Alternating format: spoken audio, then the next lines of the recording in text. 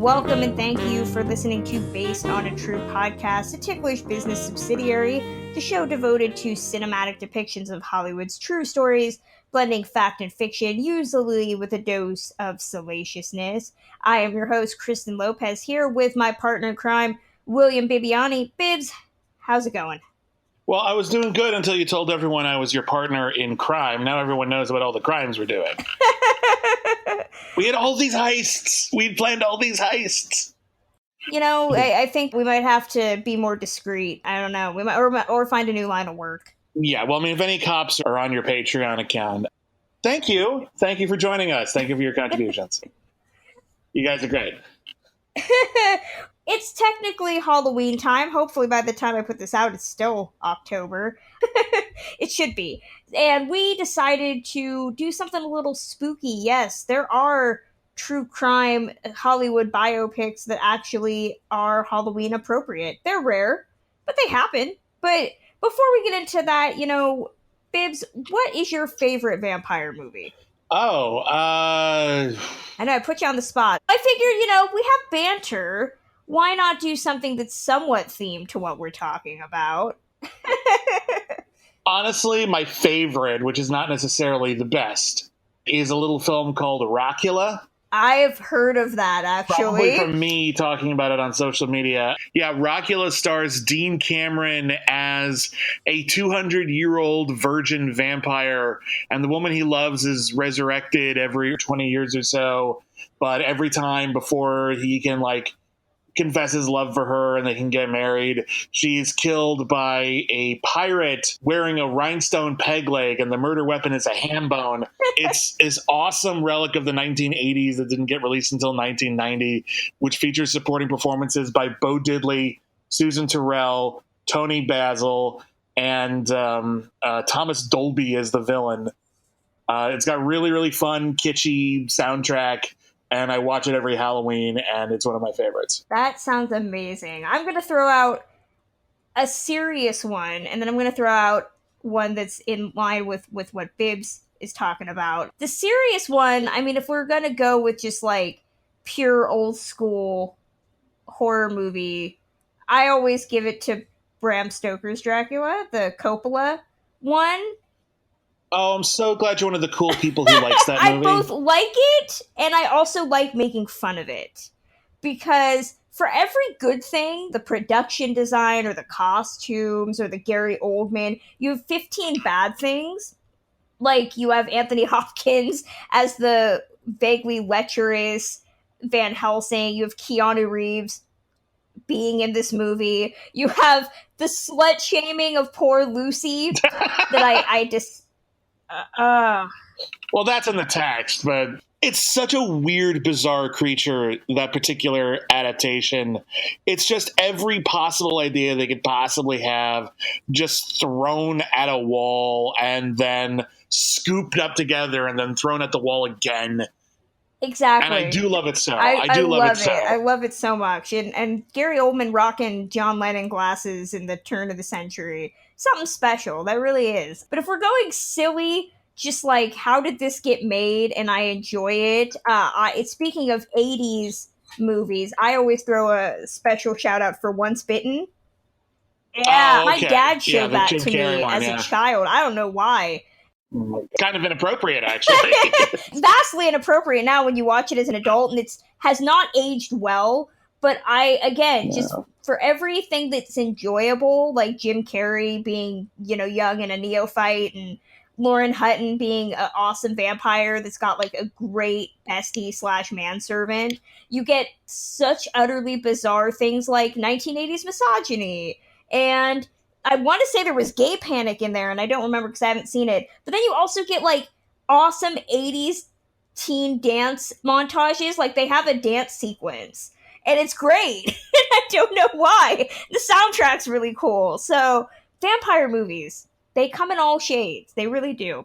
Yeah. I'm going to take an opportunity to recommend a serious one as well. Abel Ferrara's The Addiction with Lily Taylor. I have not seen that one. It was unavailable for a really long time, and I think it's finally getting re-released, or it just got one. And it is this really grimy black and white 1990s super indie film about Lily Taylor playing a philosophy major who gets bitten by a vampire. And she deals not just with, the hunger and the thirst, but also the philosophical and moral ramifications of what's happening to her. And the way that mirrors any young person's sort of spiritual growth as they are introduced to and adopt different and unexpected values, or as they experiment with things like drugs or sexuality that they didn't think they'd ever be into. It's super intelligent. It's very creepy about the way that the idea that the intellectual exploration of ugly and scary ideas can make you ugly and scary, even if you're just doing it as an exercise. It's really fascinating. That sounds like an amazing double feature with, like, The Hunger. Yeah, or Nadia, if you ever saw Nadia. I love Nadia. I haven't seen that one. Yeah, The Hunger is a great one. I finally rewatched. Warner Archives put out a copy of that on Blu-ray, I think a year or two ago, and that is a really good one that has aged somewhat well. Not completely well, but... Well, it was always super stylized, so it feels like it's in its own little universe. If you've ever thought David Bowie should definitely play a vampire, you get it for all of about, 5 minutes, but it's great. Before we get into it, here's a short little ad for our Patreon. If you are a fan of old Hollywood, classic entertainment, and the joy of pop culture history in all its forms, please subscribe to our Patreon page like these wonderful people: Christine Meyer, Danny, David Floyd, Jacob Haller, MCF, and Rachel Kramarchuk. Our Patreon is located at patreon.com/tigglishbiz.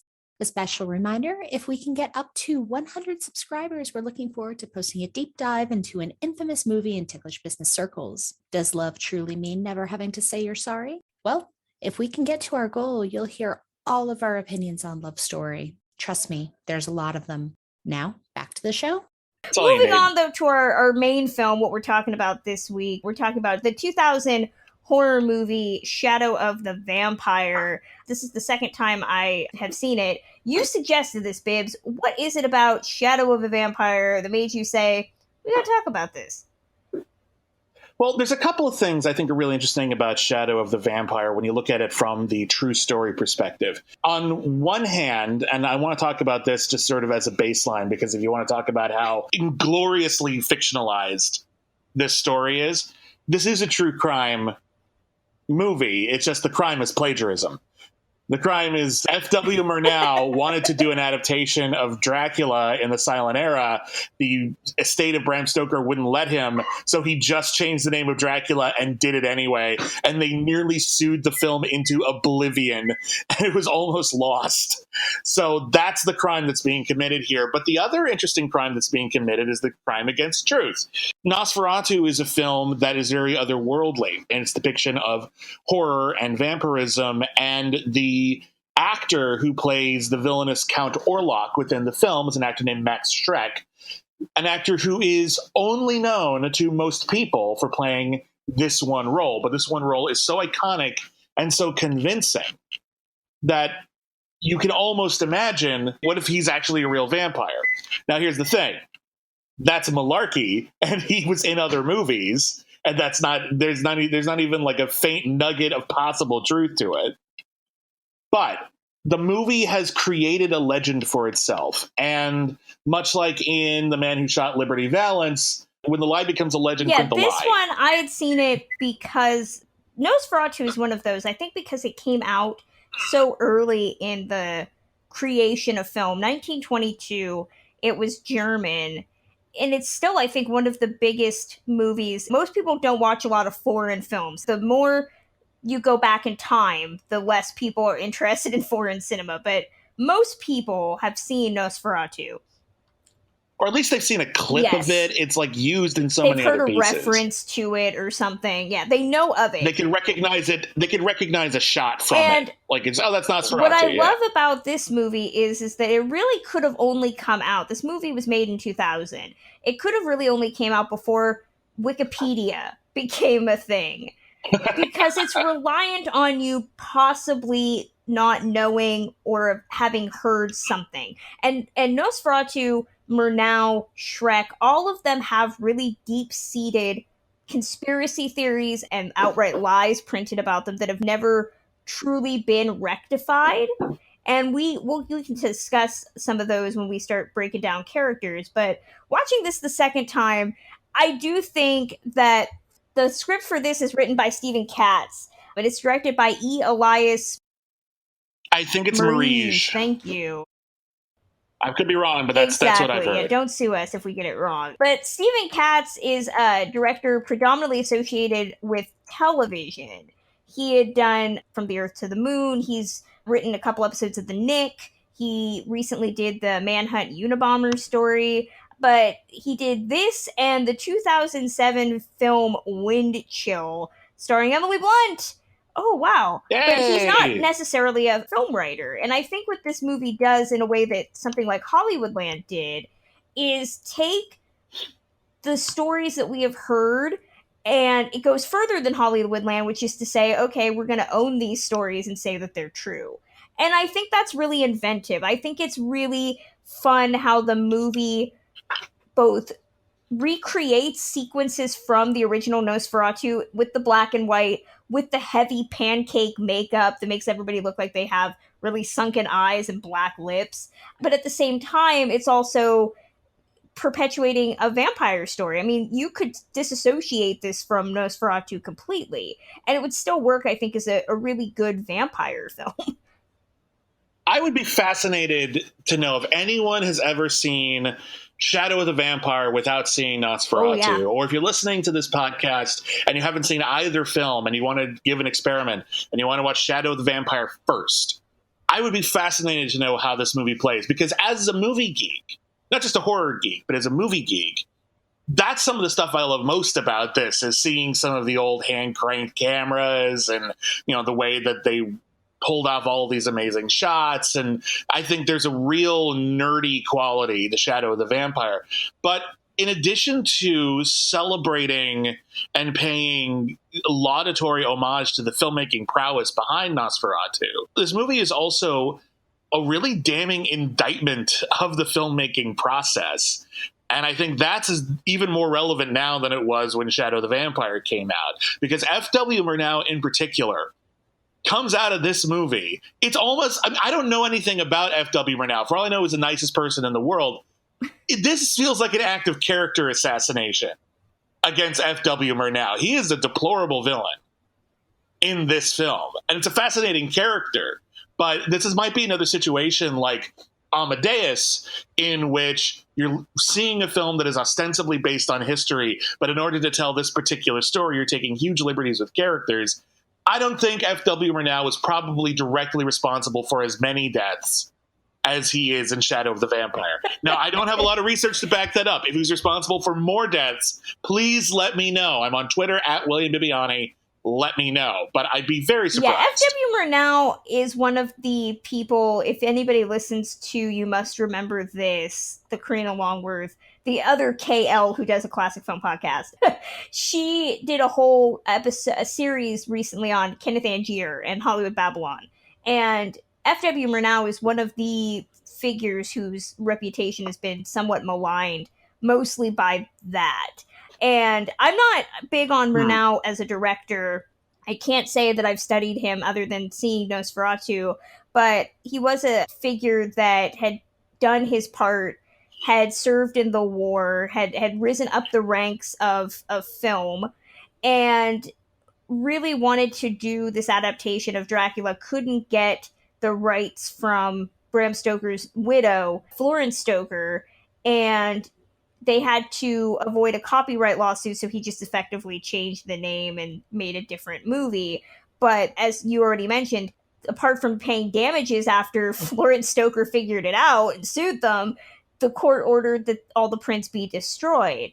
But there was one copy that had been distributed globally, and that was duplicated over the years. And this is actually considered one of the earliest cult films. But he also did stuff like The Last Laugh with Emil Jannings, and had created a lot of unique camera stuff that was not known up until that time. He's kind of considered the granddaddy of expressionist cinema, and worked predominantly in Germany for most of his career. His last film, big budget film in German, was Faust.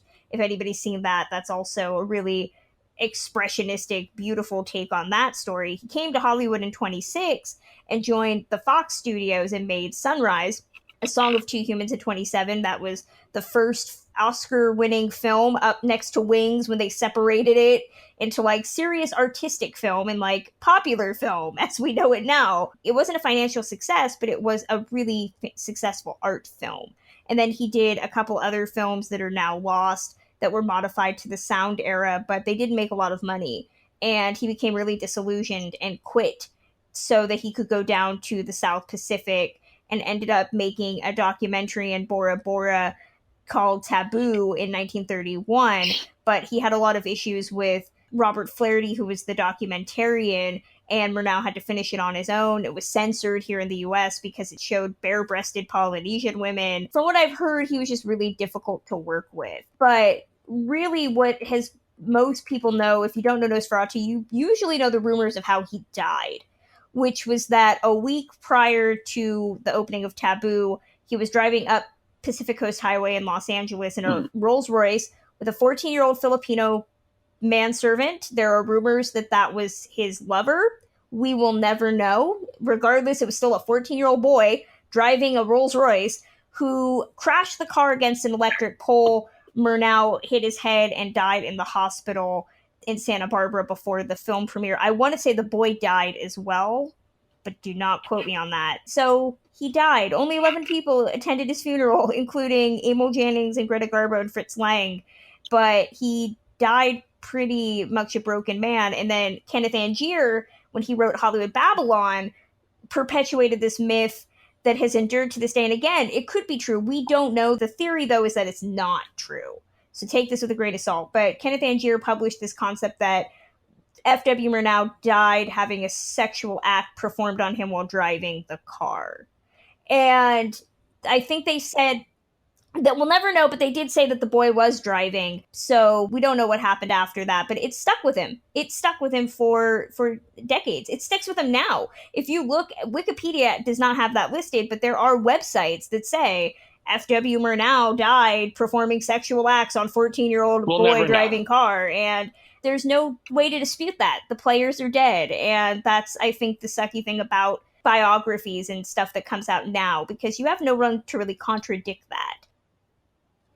And again, it's really ironic when you think about just like, that's what Shadow the Vampire is as well. I mean, it's fantastical. It's hard to take it seriously, but it's the same thing. It's just kicking someone when they're dead. And as of right now, I have not heard any updates on this, but in January of 2015, someone broke into F.W. Murnau's grave, and they took his skull.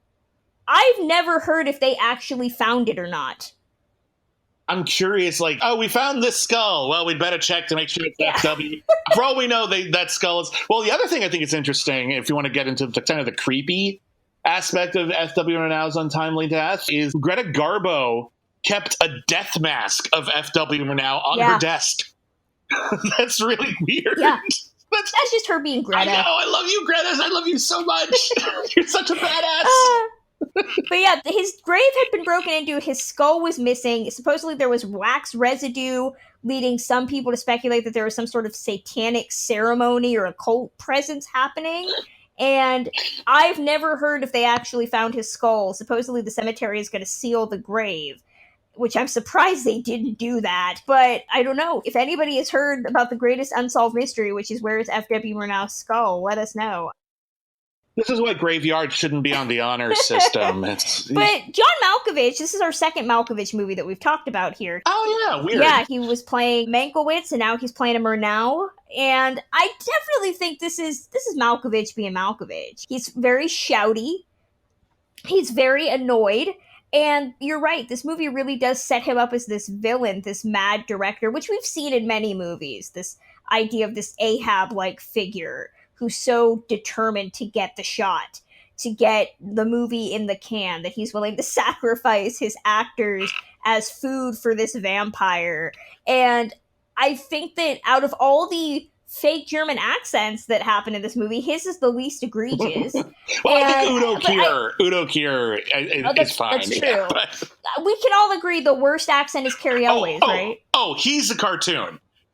Cary Elwes steps in out of a Mel Brooks movie halfway through the movie. He shows up looking like Rolf from The Sound of Music, and he's got that really, really thick, like, ooh, guten Tag. Yeah, it's very... Yeah, I thought he was playing the German quick draw expert from Three Amigos. Like, I thought that was what he based that performance on. But either way, yeah, same deal. But I think that, yeah, this movie does a really great job of taking that kind of like Moby Dick story and translating it into a vampire film where he's just, much like his take on Mankiewicz when we talked about RKO, that movie, it was him so just demoralized and so torn apart by what had been happening to him, but he is still driven by this need to write, by this need to tell this story. And it's the same thing here. He's so determined to tell this story and to get this living, breathing thing. He's making a snuff film for all intents and purposes, and that's what he wants. He wants to create this authenticity almost.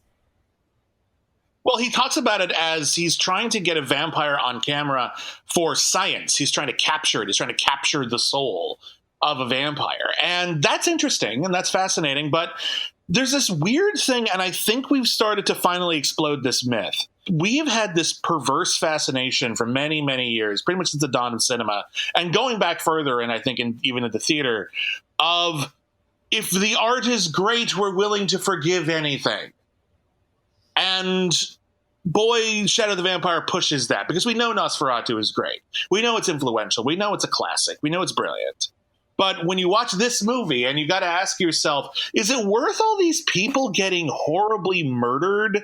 And is it worth celebrating the career of a director who would destroy their actors like this? And I don't know how accurate this would be, regardless of the vampire shtick, to the way F.W. Murnau treated his actors. But we've all heard the stories throughout the decades of directors who were very cruel to their actors in order to get what they thought would be a genuine performance.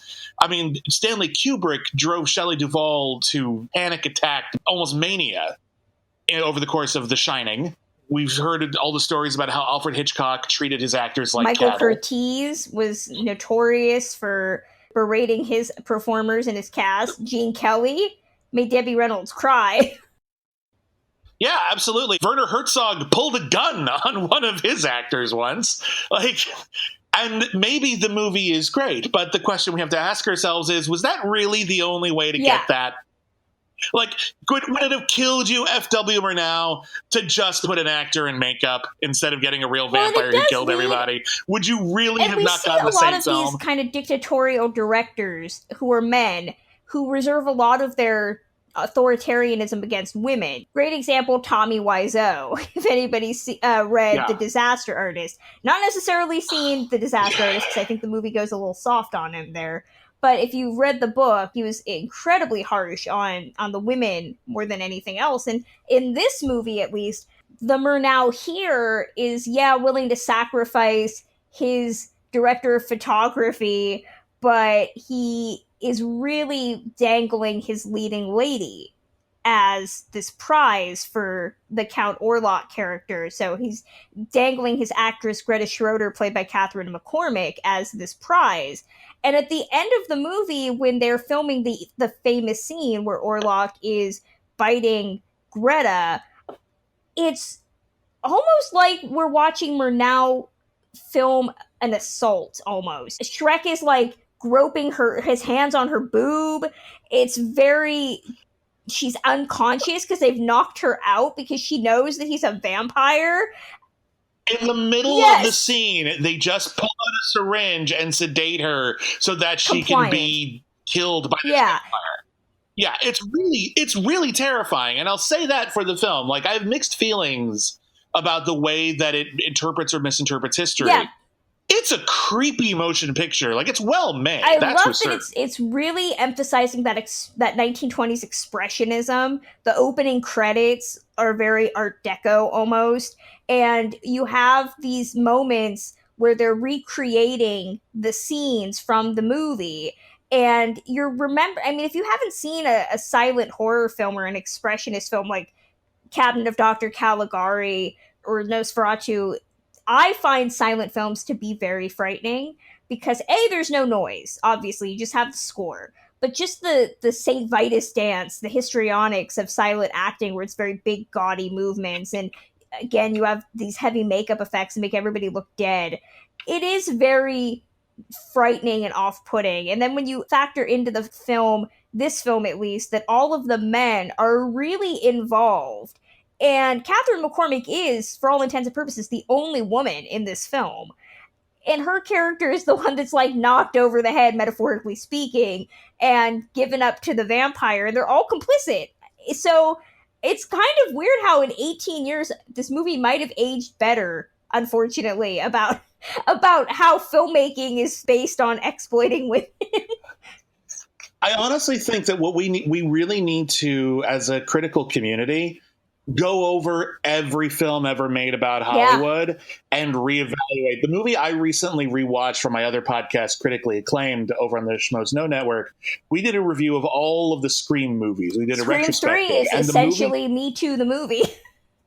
It is. It aged so well because when it came out, everyone was like, "Oh, it's full of these ham-fisted Hollywood cliches." The bad guys in that movie, one of them is named after Roman Polanski. Yep. The other one is clearly based after Harvey Weinstein, and it's a Harvey Weinstein produced movie. So I'm just like, did he just have no element of self-analysis or guilt? And that's the thing. It's so inside. It's so inside. Yeah. But yeah, every scene in that movie that played as like ridiculous is actually really pointing a very harsh finger at an industry that runs on misogyny. In fact, the entire Scream franchise is built on an indictment of misogyny, and it's really great to revisit that. But yeah, I want to relook at every Hollywood movie now with just the lens that we have all polished and refocused, and a lot of eyes are open now, and take a look at some films that, maybe we looked down on them at the time, but maybe now they feel important and prescient and like important warnings. And Shadow Vampire is one of them. It feels so on the nose. The scene where Murnau and Orlok are talking about who on the crew is expendable, who on the crew is Orlok, the diva star, allowed to destroy. That's a conversation I guarantee you too many filmmakers have had with their stars, and or vice versa, about who on the crew can be treated like a person and who is it okay to hurt. And it's really terrifying. And when you put it in the story between this mad scientist with like his Dr. Frankenstein goggles director and a vampire, it really just casts everything in sharp relief. And it's fascinating to watch. Yeah, it's amazing how prophetic it is. But then you also have on the other side of this, the Max Schreck Count Orloff character, played by Willem Dafoe. Oscar-nominated Willem Dafoe. This was nominated for 2 Academy Awards, including Willem Dafoe in supporting and makeup. And I think it's a total transformation. I think Willem Dafoe gets a bit forgotten in the grand scheme of things just because he's always a presence. I mean, the man has how many credits to his name? He's just always there. And for every great movie, you get like 5 terrible ones. But here, I mean, he gives you a total 180-degree transformation to the point that he's almost unrecognizable. I know that when somebody told me he was in it, and I was like, I don't know who he is. And they're like, he's the vampire. I was like, wait, what? I mean, he goes for broke with the white makeup and the pointy ears and the nose and the nails. It is a total transformation. We give women Oscars for being less than pretty. We should have handed him one just for the fact that you believe he's a vampire for 90 minutes. I mean, you look at who he was up against at that Academy Awards. He was up against Joaquin Phoenix in Gladiator, which is a fun performance, but I wouldn't call it a great performance. He's up against Albert Finney and Aaron Brockovich, who is good, but not mind-blowing. He's up against Jeff Bridges in The Contender, who is fine. I think I started it one time and then just went on living my life. And then he lost to Benicio del Toro in Traffic, who's really good in that movie. But man, Willem Dafoe was on another level. Yeah. I think that he should have taken this with a bullet, which is sad. Once again, the Academy screws over the good genre performance. cinema is what they do. It's very rare to get an It's Oscar true. for horror or even comedy. So Yeah. Oh, definitely. But here he's playing Max Schreck. Max Schreck was a real guy. Spoiler alert, was not a vampire, in case you're curious. This is the benefit of timing, or the lack of timing, because Max Schreck died 1936. 1936. So he didn't get the revival. You know, it's really sad to watch a lot of these classic era silent stars who just died before the revival era and the repertory scene really took them to heart. Preston Sturges was another one who never really got the chance. I did a podcast about him, and we were talking about how the rep scene just had not started before he died. And so there aren't a lot of interviews from Max Schreck. There aren't a lot of materials out there about him just because he died so quickly as his film career was getting started. And he made a lot of movies. Like, he really, really did. But he's just one of these people who one performance overshadowed everything. It would be like Adam West. He's Batman. He made a ton of other things. He will always be known as Batman. And Max Schreck is kind of the same. But there was so little other attention paid, especially in America, to his other films, that everyone only knows him as Count Orlok. So for all intents and purposes, he might as well be Count Orlok. Which is an interesting question that the movie sort of subtly brings up but can't explore because it's taking it literally. Yeah. Max Schreck started out on the theater. He did a lot of expressionist films, usually by like Bertolt Brecht. And he made his first film in 1920. It was a 6-act play. And then he was hired by Prana, which was the production company that put this together. And as soon as they were finished, Prana went bankrupt because they didn't want to pay the copyright fees to Florence Stoker. And while he was still living in Munich, he did a lot of one-reeler slapstick comedies written by Bertolt Brecht with some cabaret people, which I believe are all lost. And he did work again with Murnau in 24. They did a comedy called The Grand Duke's Finances, but Murnau hated making the film. And he just ended up working in the theater and continued to act here and there in films, was able to transition to sound, but ended up dying in the 36 of a heart attack. And that was all she wrote. So again, it's one of these movies that really profits off of the fact that there's not a whole lot of information. And so when people, I'm assuming in the early 2000s, were like, oh yeah, whatever happened to that guy playing Nosferatu, they're like, oh, he really was a vampire. I feel like we had more interesting urban legends about film before Wikipedia came along.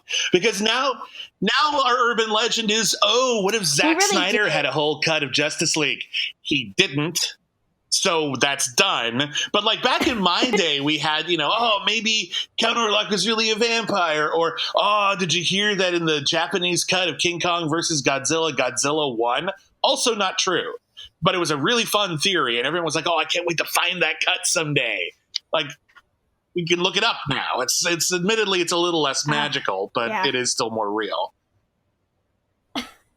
Yeah, it's the pop rocks and soda thing all over again. Once you find out that there's like ways to disprove that and there's video of people doing it, really loses the magic there. And I think that what this movie does as a vampire film, we've talked about truth to the source material, but as a vampire film, I do think that this kind of forsakes what we know about the vampire film, which is vampire obsessed with girl, kills people in his path. Here it's this real juxtaposition between Orlok wanting something. We're not really sure what enticed him to make this movie. We know that they dangled Greta Schroeder in front of him in the film, but he's a vampire that has seemingly spent his days being isolated and wants to make his film debut. I find that to be very silly, but also very interesting in the concept of both these two people, Orlok and Murnau,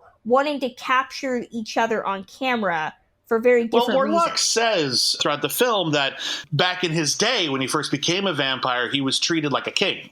And he drank blood from golden chalices, and people fawned on him and sacrificed themselves to him. And the pursuit of 20th century celebrity is kind of the closest thing we have to that. So it makes sense that he'd want to seek it out, that he would gravitate towards this new level of notoriety after many, many years lurking in the shadows. But for me, the thing that I really latch onto the most, and I think it all boils down to the one scene with Udo Kier and Willem Dafoe, where Willem Dafoe eats a bat.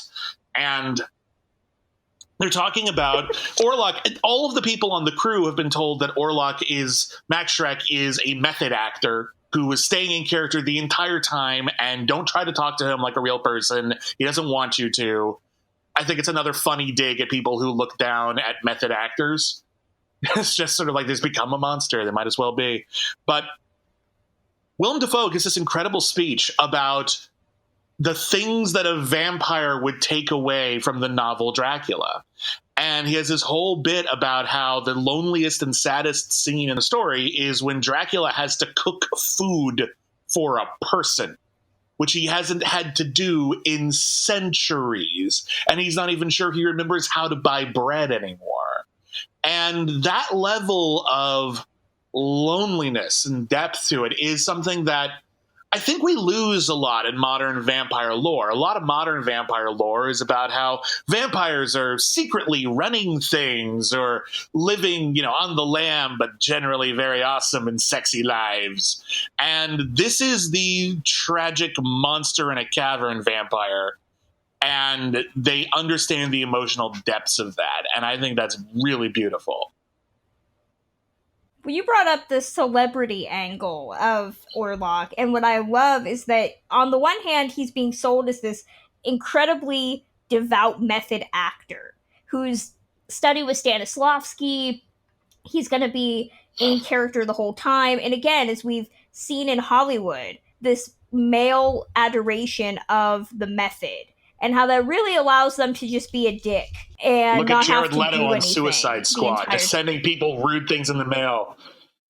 Exactly. Jared Leto is the prime example. And at the same time, when Schreck is given his first scene, he's terrible at it. That's a really bad take. He's commenting on the bosom of Greta Schroeder. He's looking at the camera, and you are remembering that he's not an actor, he's a vampire who's just been put in this movie, and at the same time, he's got this grand legend associated with him that has to do with male entitlement and how it's like a process. Men can't act unless they are inhabiting something, whereas poor Greta Schroeder is just relegated to being like a morphine addict, and that's all we know. It's interesting because, like, at the beginning of the movie, they're shooting a little bit on a soundstage in Germany, and then they go off to shoot on location. The first scene in the movie proper is Greta Schroeder acting. I think it's the first scene in Nosferatu where she's like playing with a cat on a windowsill. And it's a sweet moment, it's a moment of innocence.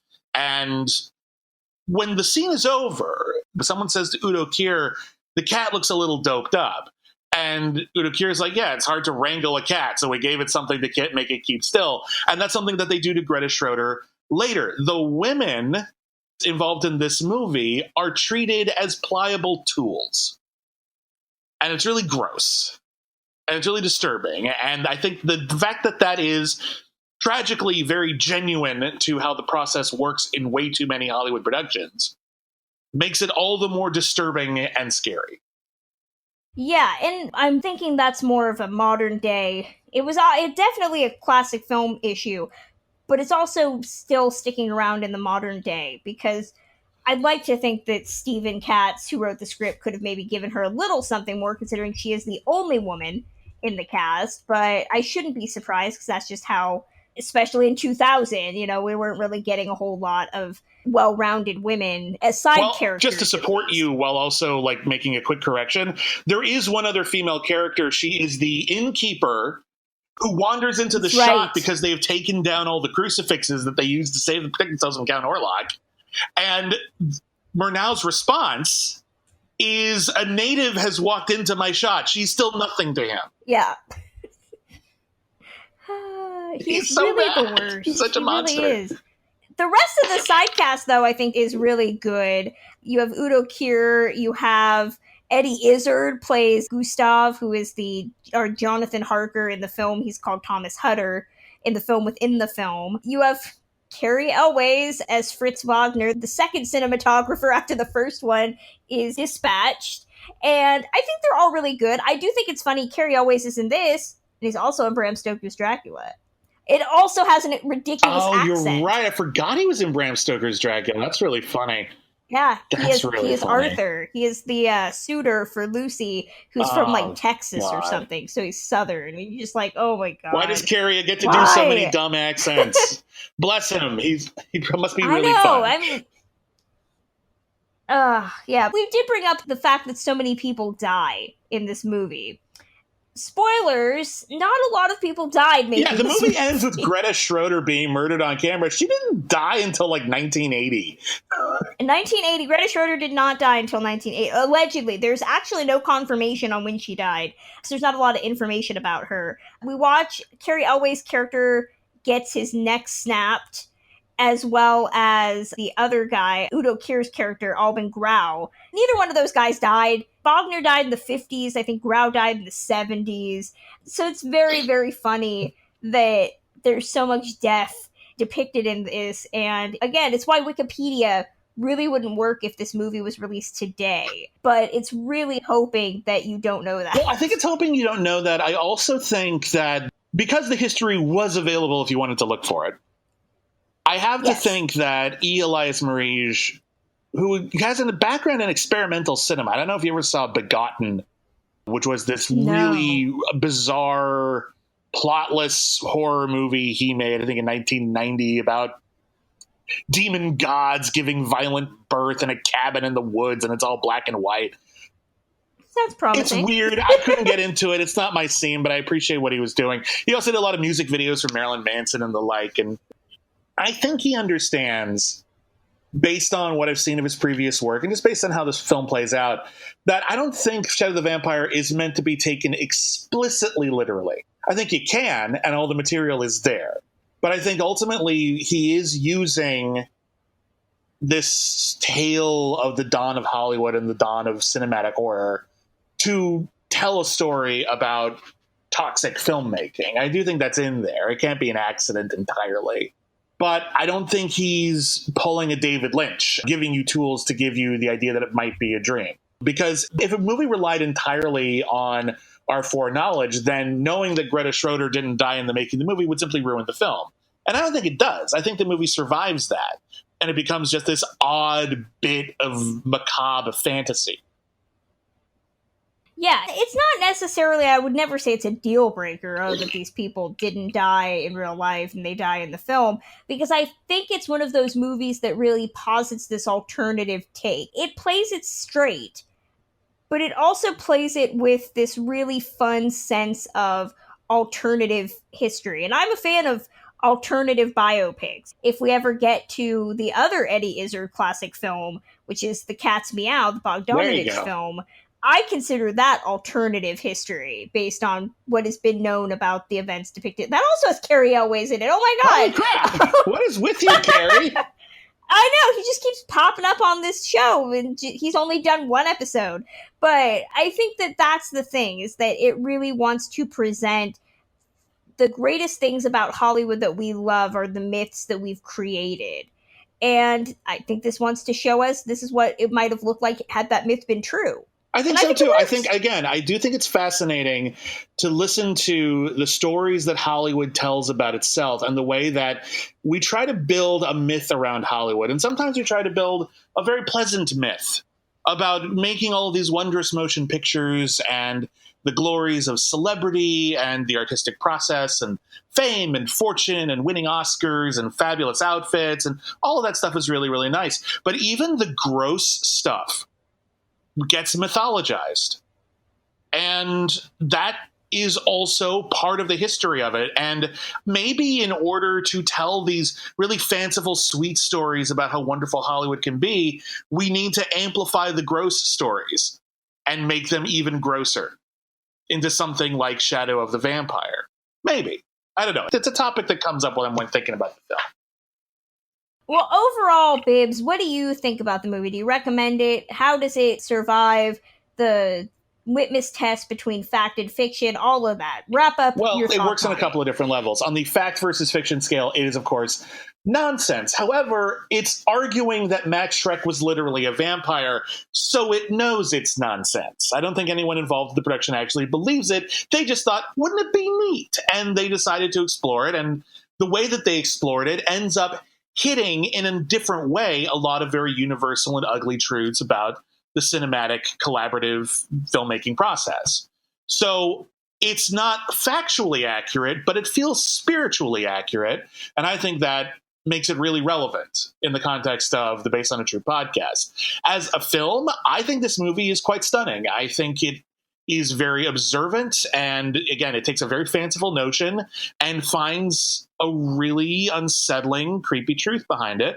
It's got great performances, not just Willem Dafoe. Malkovich is particularly great as well. I think Eddie Izzard doesn't get enough credit for this performance because we're looking at sort of Schreck as the evolution of more naturalistic filmmaking, acting styles. And Eddie Izzard is the broader silent era that will eventually be lost. And Eddie Izzard is playing that to the nines, and playing it to the nines, playing it like really, really broad, is playing it accurately. And it's really, if you've seen Nosferatu, he's spot on. So I give him a lot of credit for it, too. I think if you're a big movie geek, this movie is fascinating. I think if you're a horror geek, this movie is fascinating. And I think if you're neither, it might fit that weird nether realm where it's scary without being too violent or unpleasant. And you might be able to appreciate this in a way that you can appreciate some of the other popular horror movies out there. So I think this movie's quite brilliant. Yeah, I would have to mimic a lot of what Bibbs already laid out. I think this is a very fun movie. It's perfect for Halloween. It's a great vampire film. You do have to separate that from what is known about Murnau and Schreck, which is that he wasn't really a vampire. But at the same time, when I kind of gave Hollywoodland guff for what it changes, I don't have that problem here because the movie just goes for broke. So you already are aware that it's not true. And I'm all for that. I'm not a fan of when movies change certain things to fit an agenda or to undermine a character, a real person. Here, the movie's just having fun with a monster movie that happens to have some basis in fact. It's taking that urban legend and turning it into a whole movie. It'd be like if Urban Legend did what Urban Legend did, which is just create a horror movie around stories that we had vaguely thought were true. It says, you know what? They are true. We're going to make them true.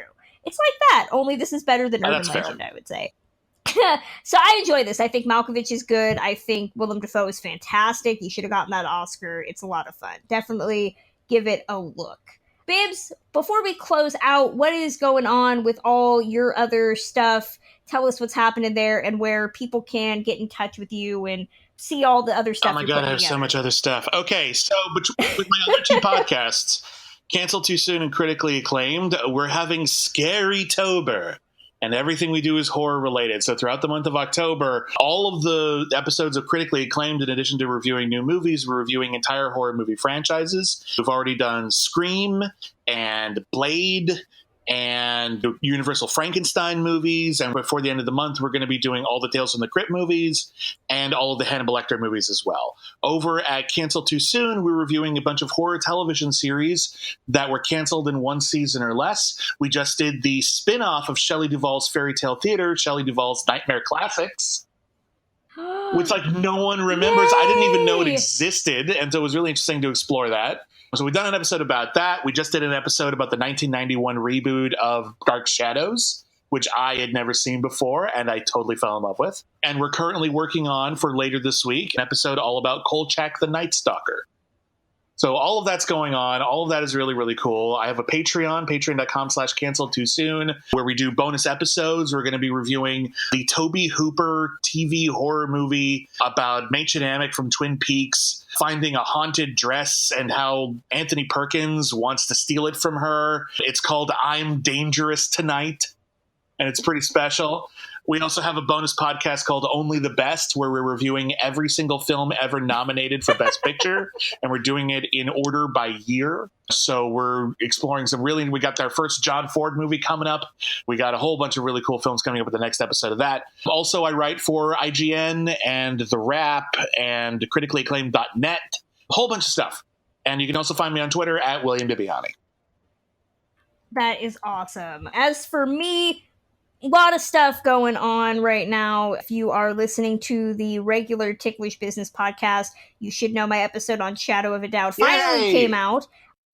Yay, finally. I also should have in the next coming days, if it's not out already by the time this is out, the Halloween episode where Samantha Ellis and I looked at our top 3 favorite episodes of The Twilight Zone, and we also did a bonus show because we wanted to do a full account of The Twilight Zone. We did a bonus show looking at the 1983 movie. We also are going to be doing, with Drea Clark and I, an episode on Hush Hush Sweet Charlotte for Robert Aldrich, who is our centennial celebrant for the month of October. If you want to listen to the other bonus show that is on this Patreon, Doubled Features, I should hopefully have by the time this comes out, the episode on The Bad Seed. We're also planning our next episode looking at all the versions of Star is Born. Yeah, that'll be fun. And if you want to hear me talk about feminism in film, head over to my other podcast, which is Citizen Dame. That's anywhere podcasts are available to listen to. We do that weekly and talk about film and feminism. And also, if you want to help get me to this year's AFI Fest, I am doing a crowdfunding that you can check out on my Twitter, which is at journeys_film. So a lot of stuff going on. But we will be back next time, not really sure when that is, talking about another biopic and or true crime story. So it's going to be pretty fun. So Bibbs, any final words before we close it out? I really love doing this podcast with you, and thank you so much for letting me join you on this journey. I'm having a really great time, and I hope everyone else is too, because this is my jam. I love this. Exactly. We thank you for donating and helping us justify doing this show every month. So hopefully we're giving you enough bang for your buck. Keep being a patron, and we'll talk to you next time.